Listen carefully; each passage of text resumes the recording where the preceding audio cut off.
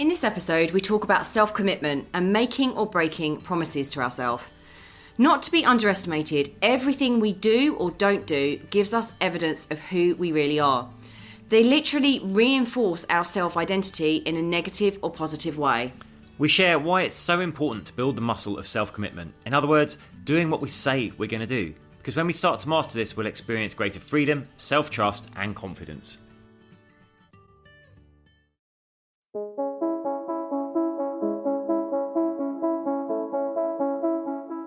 Hi, I'm James Davis. And I'm Claire Davis. We're the Midlife Mentors, here to lift the lid on how to achieve health and happiness. The balanced, no-nonsense way.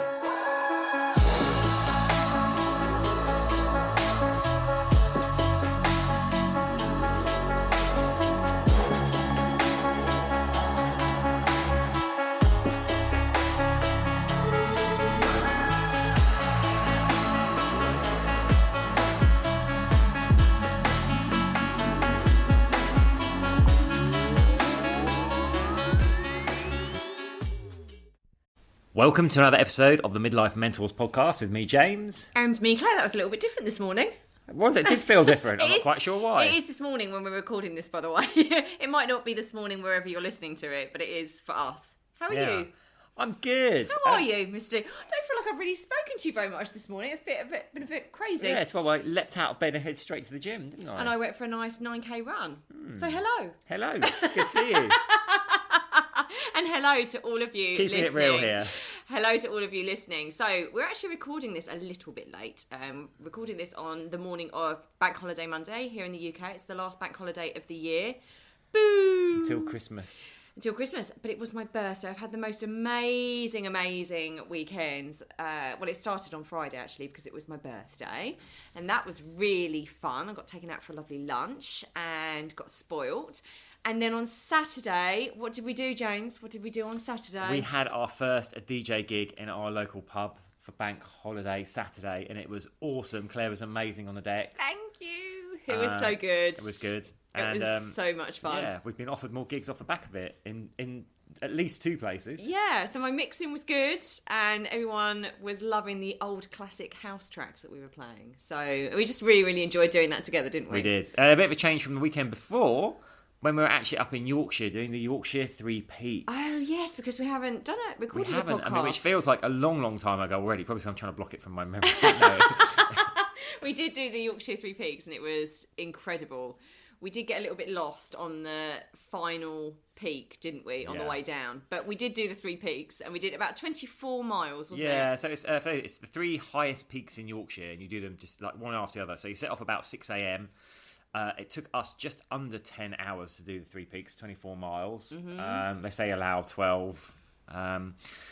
And it was great actually to be out there. The weather was okay, wasn't it? Yeah. Not too hot, a little rain squall, but that wasn't too bad. But then it was nice at the end, all just kind of meet up, fill our boots with food, and then get an early night. So we did it with an alcohol-free group that I'm part of that have been in my world for the last 2 years, who are absolutely amazing. They are the most beautiful bunch of people. And there are about 60 of us actually doing it. So we kind of spread out, obviously, over the course of the 3 peaks, but it was just really amazing to meet these people that I haven't actually met in person, and they were real and they're gorgeous, and I got, it was lovely for James to meet them as well, and we all had fish and chips at the end when everyone had finished, and we all had very sore feet, didn't we? We looked quite fresh the next day, so we were told, but it was the day after we looked pretty knackered. But we're all recovered now. And we've had another fun weekend since then. And today we're going to talk to you about a very important concept, the concept of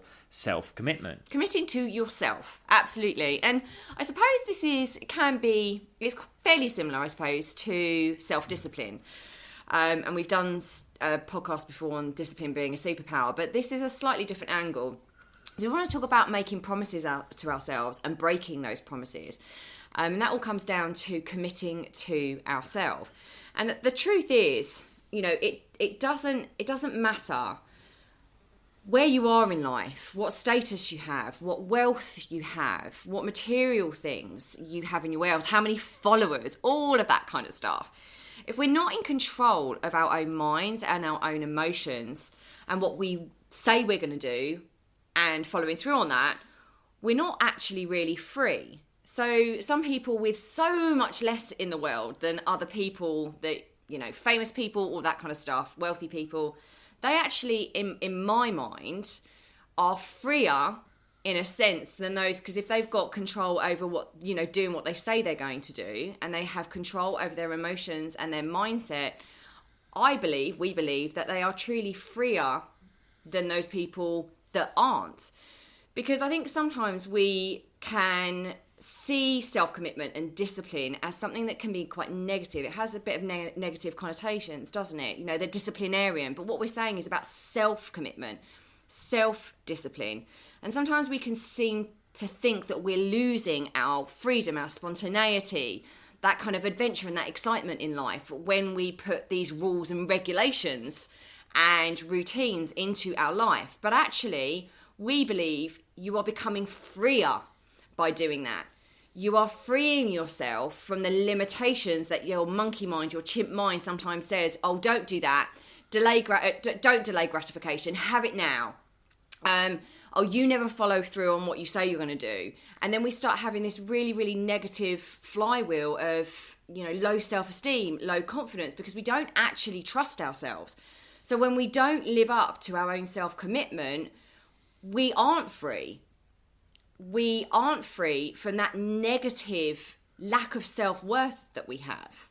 So we just kind of wanted to set it up in that way before we go a little bit deeper. But it's so important. It's so important that we keep commitments to ourselves, because these self-commitments have an overall impact on how we see ourselves, our self-identity. That's right. They actually provide us evidence of who we are. So this is why there's a really fine line to walk here. You know, when we're ready to go for our goal, when we're ready to commit, that is the time to commit and then carry through on that commitment. But this is where it's tricky. If you're not feeling ready, or you're, you know, kind of knowing in your heart you're not quite ready yet, then maybe you're better off waiting a bit. Because what we don't want to do is say we're committing and then give up. Because whichever way you do this, it is like a self-enforcing flywheel. It becomes self-fulfilling prophecy. So if you keep making promises to yourself that you consistently break, you start to believe that you're a person that can't fulfill on these promises, and it will get harder and harder and harder. So we want to make sure that we're ready to go, commit that 110%, and then just follow through on those commitments day after day. And we say that, but here's the thing, like, we're all human. We are all going to slip up. There's going to be days that we maybe fail to follow through on those commitments, but what's important then is to make sure that we get straight back into it. Because where we see so many people go wrong, right?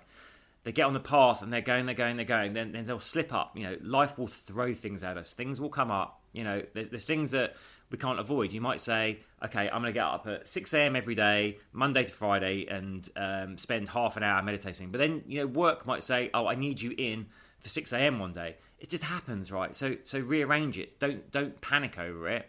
As long as you're feeling true to yourself. The other thing that happens is, you know, sometimes we just slip up. You know, we could go out. We end up getting carried away, eating too much, drinking too much.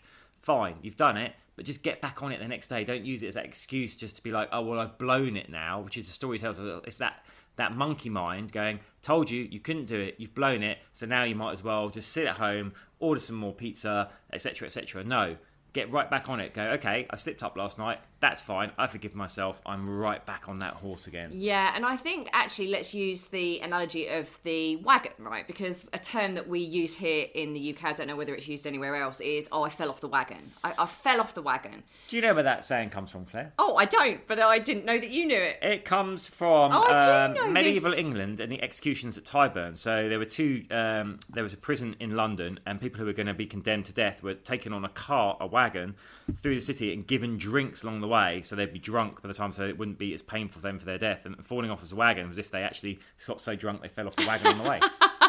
Did they still execute them when they fell off the wagon? Unfortunately, they did still execute them. What a lovely thing to put on our podcast about execution. But actually, so if you don't use that analogy, you know, we use it here where we're falling off the wagon. It means that we've slipped up and we've done something that kind of goes against the trajectory of our goal. But what I would encourage you all to think is that wagon is still going. See, that wagon is still rolling, okay? So the wagon is still going, it's still there, it's still moving, and you just need to jump back on it, okay? The wagon hasn't stopped, it hasn't broken, it hasn't fallen apart. The wagon's still going. It's just your opportunity and your responsibility to just trot alongside it and jump back on it. It's when actually we think that it's all broken, that the wagon has completely fallen apart, that then we break that one promise to ourselves, and then we break the next one, and the next one, and the next one. And then before you know it, you're right back where you started from, and actually worse. Because you're like, oh my God, I've done this again. I've broken that promise to myself again, and it's just snowballed.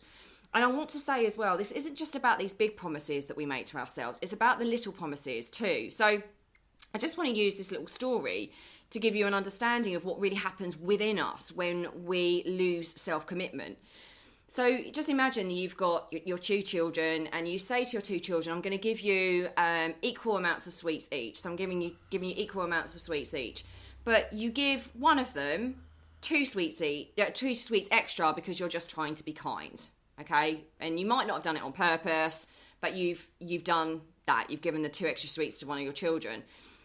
And the other one, who's got less sweets, says, oh, hang on a minute, but I thought you absolutely promised that I was going to get the same amount of sweets as my sibling.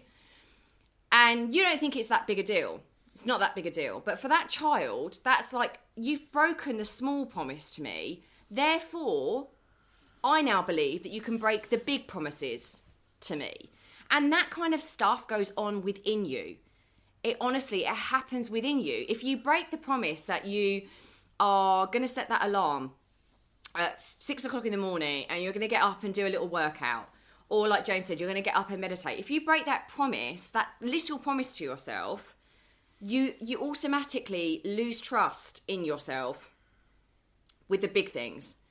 So what we want to do is actually start doing the small things. This is the good thing about this. It doesn't have to be big, enormous steps. We don't have to do anything hugely challenging. We could just make one small promise to ourselves and commit to that and see it through for a few weeks. And I can tell you, your self-esteem, your confidence, your self-trust will massively improve. It could be getting up. If you don't make the bed, get up and make the bed. If you don't normally go get your 10,000 steps in, start doing that. So it's really, really important that you don't think they have to be these magnificent transformations, because otherwise you're going to become overwhelmed. You want to build that muscle of self-belief and self-commitment with the small things as well. Yeah, so the lesson is, start small. If you're struggling for self-commitment at the moment, don't set yourself a massive target or something that's going to be like a real stretch for you to do. Start with small things that you know or are confident you can succeed at. Because then, as Claire said, over time you'll build that confidence in yourself. You'll build that muscle of self-commitment, of self-discipline, and you can gradually, chip away at larger goals. Listen, here's a step-by-step. So if you've got a goal that you're currently ready to go for, but you're not, commit to it 100%, 110% in fact. But then break it down to smaller steps. What are the small things you're going to do every day? And here's where we go wrong with goals. You just go, oh, I want to write a book. I want to lose weight. Well, great, that's just a wish. No. What is the book you're writing? By when are you going to write it? And then break that down. Like, how many words a day are you going to write of that book? Start actually getting really granular with it. And that way we can start to build these small steps that won't overwhelm us and that we can succeed at every day. And over time, that builds up succeeding at the large goal and builds our belief in ourselves. And I would also say, I know we're saying about starting small there, and that's really, really important to do as well. The small things every day. And we do have to do them every day. This is why programs like, if you don't know 75 Hard, it's a program that I did. It started on the 2nd of January, and I did it for 75 days, as it says on the tin, 75 Hard. And it was hard, but it's like incremental. If you've not seen anything about this and you don't know what I'm talking about, go and look it up. It's by a guy called Andy Frisella. And I think it's about 7 tasks you do a day, and it builds so much self-trust, so much. You're committing to yourself. You are saying, I promise to do this, and this is what I'm doing. And I cannot tell you, like, the level of self-esteem, self-worth, self-confidence you have every day that you tick off doing what you say you're going to do. But I kind of saying that the small steps really matter, they do. But I also just want to tell you this. The people that come on the Midlife Method, at the end of the 8 weeks, that's an enormous achievement. But again, we take them through little steps every single day. So there are incremental changes every day. But the bigger the commitment, the bigger the self-promise, the bigger the reward. Okay, so can you imagine right now committing to a goal, really, really having that self-commitment, that promise to a goal, And just imagine how you will feel when you have followed through on the promise you made to yourself. Just imagine a life where you have looked yourself in the mirror every day and you said, I've done what I promised to do for myself. Like, I know it's palpable. You can feel the self-esteem, you can feel the self-worth, you can feel the self-confidence. And once you've done that, and we say this all the time, once you've fulfilled that promise to yourself in those areas, you start to realise your human potential, your capacity to create the life that you desire. It starts to infiltrate so many other areas of your life. You know, we see this in our program. It's a health and happiness program. It is about prioritizing your mental, physical, and emotional health. But we see people go on and do the most magnificent things in their life. You know, start new businesses, leave work that isn't fulfilling anymore. Like, have this self-esteem and self-confidence to go and grab life by the balls, basically, because it's those smaller things that they've built up over time, and the rewards are great. And I want to add in something here that will really help turbocharge it, that Claire kind of alluded to there with being in part of a community or a program, and that is publicly stating your goal or intention so you have accountability. This thing, we should be accountable to ourselves 100%, but it does make it easier. All the research backs up, makes it easier to skip it. It's like, oh, well, no one else knows if I don't do this. If you've literally joined a group, or you have a coach or a mentor, you're in a community where, you know, it's like-minded people, number one, that are going to lift you up and inspire you, but number two, where you know that you're accountable to them, all the research says you're going to be much more likely to see your goal. So when you come up with these small steps, tell someone, or get a coach, or get in a community and publicly state what you're doing so that you know other people are watching and you're going to be more accountable for it. I also just want to say that a physical practice is super, super powerful. So this is why you hear all the gurus, it's a bit exhausting sometimes, isn't it? But all like the business gurus, all the most successful people that we know in the world, I can promise you, because we follow a lot of them, we can promise you that a majority of them have a physical practice. Because actually pushing our body outside its comfort zone, either kind of getting fit, going to the gym, building muscle, all of that kind of stuff, that's hard for everyone at the beginning. It's hard for everyone. Okay, there's no one that doesn't feel the drain on their energy, or, oh, I can't be bothered, I'd rather sit my bum on the sofa and watch Netflix. There's no one that doesn't have that self-talk. But the people that overcome that and promise themselves that they are going to go to the gym, they're going to do the walk, they're going to do the HIIT, they're going to do stuff around their physicality. That is, honestly, if you don't have very much self-discipline at the moment, or keep breaking promises to yourself, doing a physical activity, following through on that, is so, so powerful. And it's where the most successful people get that discipline muscle working, that self-commitment, that self-trust muscle working. Because all of us, we're designed to just not want to bother. We don't want to bother doing that. Path of least resistance. But it's a path of least resistance. Our subconscious mind always seeks pleasure over pain.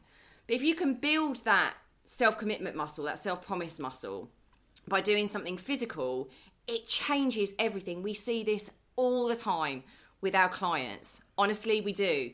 And that self-worth, that self-trust just grows exponentially when they're inside our program. So I'd love to kind of ask you right now to really think about those small promises that you keep making to yourself, that you keep breaking. Because we cannot emphasize enough, they are having more of a negative impact on your self-confidence, your self-esteem, and all other areas of your life than you can possibly imagine.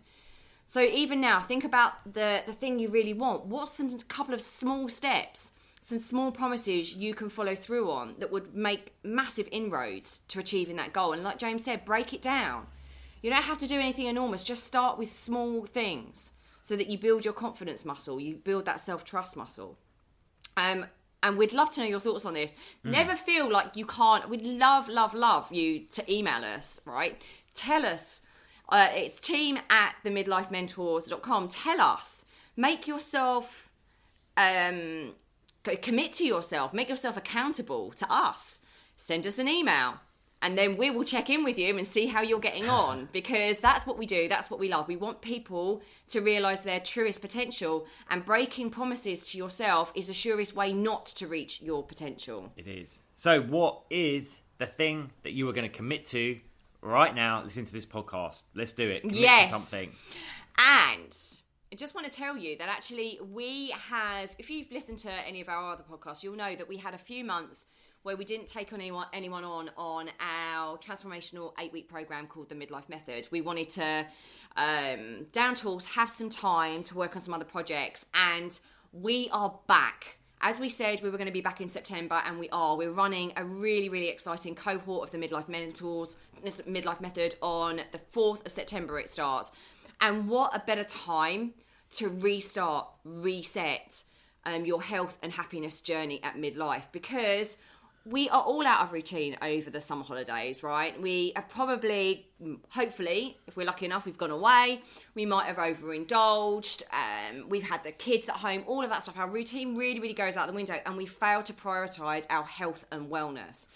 So September is a perfect time to reset, regather momentum, and join a group of awesome people who are all doing it with you, that are on like-minded people that are on a similar journey, so they can hold you accountable, and we can as well, and give you tons and tons of tools to master your mind, to master your health, your wellness, not just for the short term, of course. This is a long-term lifestyle plan. So if you are interested, and why wouldn't you be interested in the Midlife Method and joining us on the 4th of September, we are going to put a link in the show notes to book a call with us, okay? This is a complimentary call to see if we're right together. You know, we need to know, we need to understand. The reason we do these calls is not for a hard sell. We hate that. It's disgusting and icky, and it makes us feel, it makes my skin crawl. We just want to do those calls to meet you, to find out what your goals are, what your challenges have been, and to see if the Midlife Method is right for you, because the last thing we want to do is put you on a program that's not right for you. So if you want to book one of those calls, the link is going to be in the show notes, or you can just email us again at team@themidlifementors.com.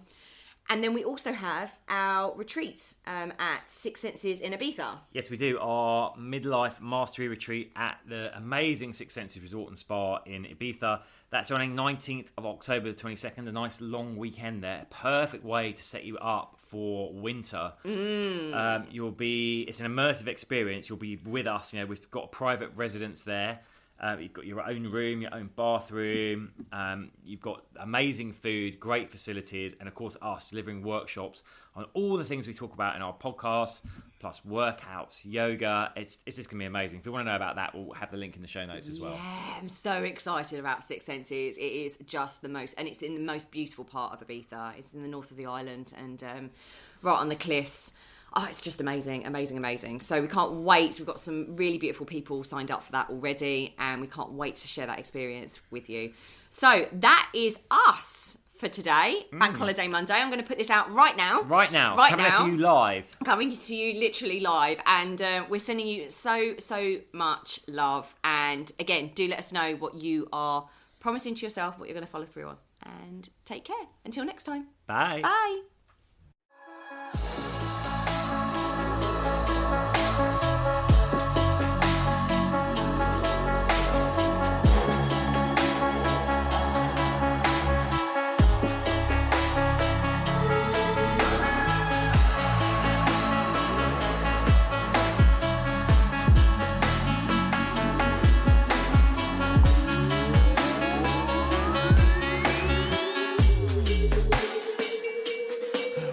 Yeah. You've been listening to the Midlife Mentors with Claire and James Davis.